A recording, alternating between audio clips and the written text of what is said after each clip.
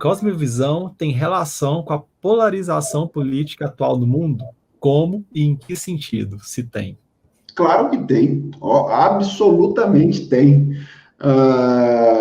Veja bem, deixa eu falar primeiro de cosmovisão, para depois falar de cosmovisão cristã. Eu gosto sempre de lembrar isso, porque tem gente que acha que cosmovisão nasceu em terreno cristão e que só cristão que fala disso. Aliás, eu já vi gente até usar o termo cosmovisão assim, como se fosse sinônimo de cosmovisão cristã. Olha, reverendo, eu tenho cosmovisão, hein? Como se cosmovisão e cosmovisão cristã fossem a mesma coisa. Veja, cosmovisão é um conceito filosófico que nasceu para afirmar que o sujeito é ativo no processo do conhecimento. Ou seja, todos nós somos intérpretes da realidade e nós interpretamos a partir de um conjunto de crenças fundamentais, de motivos fundamentais. É isso que o conceito de cosmovisão diz. Então, posturas políticas diferentes são resultado de cosmovisões diferentes. E, em geral, o ambiente político ou o debate político, ele é polarizado entre tendências que são cosmovisões anticristãs, que não fazem justiça ao ensino da revelação divina. Então, por exemplo, deixa eu tentar ilustrar isso aqui por meio da articulação dessas cosmovisões. Em geral, a maneira mais comum de se articular uma cosmovisão é a maneira narrativa. Não é a única. Existem várias maneiras de articulação de cosmovisão. Por exemplo, o Ronald Nash, no livro Questões Últimas da Vida, ou então no Cosmovisões em Conflito, ele propõe uma articulação que eu tenho chamado de articulação temática de cosmovisão. Ou seja, você pode articular a cosmovisão de alguém ou de um grupo específico por meio de 5 temas fundamentais que o Nash menciona lá. Se eu não me engano, são Deus, metafísica, antropologia, ética e mais um outro que eu não me... Deus, o homem, ética, metafísica, e tem um outro que eu não me lembro lá. Mas são 5 temas fundamentais. O Saire, ele se vale de uma articulação interrogativa, são perguntas. Mas a maneira mais comum é a maneira narrativa. A gente articula a cosmovisão como cristã como uma grande história, né? A gente frequentemente fala em criação, queda, redenção, ou criação, queda, redenção e consumação. Eu ainda prefiro 3, porque tem a ver com a trindade, okay? Numerologia na veia.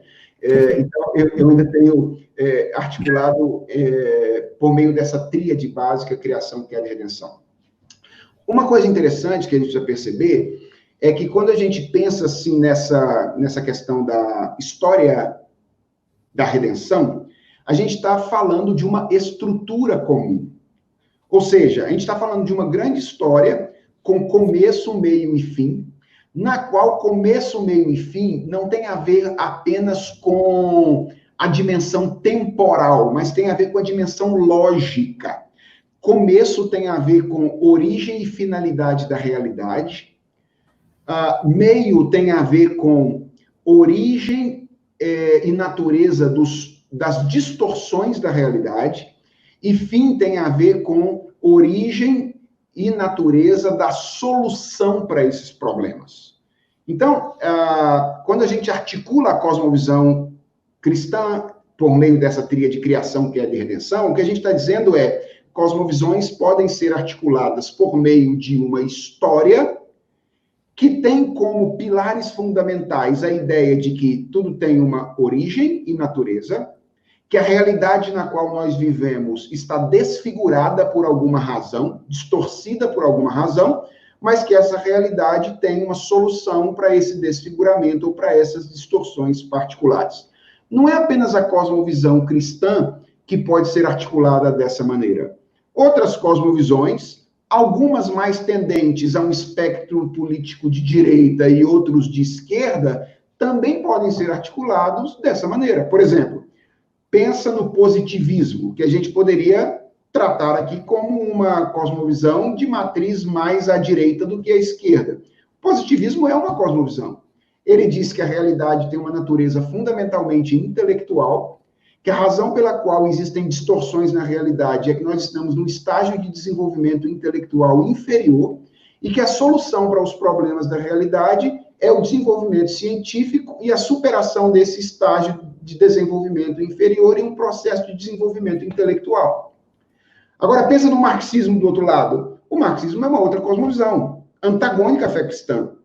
Ele diz que a realidade é fundamentalmente econômica, que a razão pela qual existem distorções na realidade é que no processo de produção existem indivíduos que exercem dominação sobre outros, e a solução para isso é o processo de revolução e o estabelecimento de um novo modelo e sistema econômico.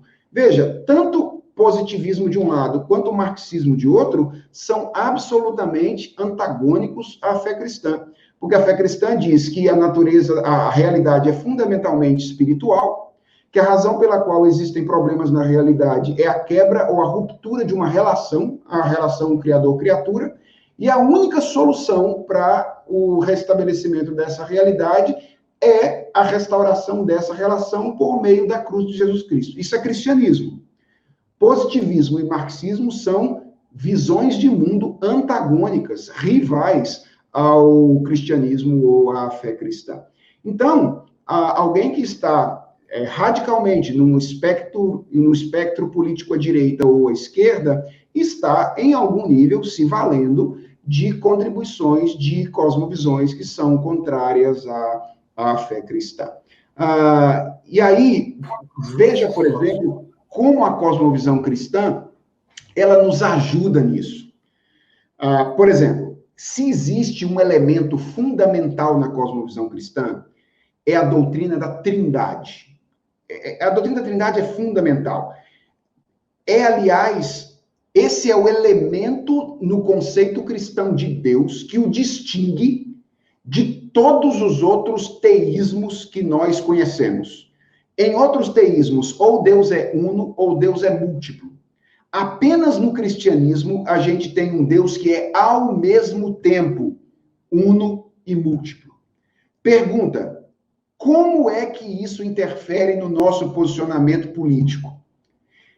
O nosso conceito de Deus não nos permite nem advogar um sistema político que dê liberdade autônoma e total ao indivíduo, nem um espectro político que defenda a autonomia absoluta da comunidade. Por quê? Porque Deus não é nem uno apenas, nem múltiplo apenas.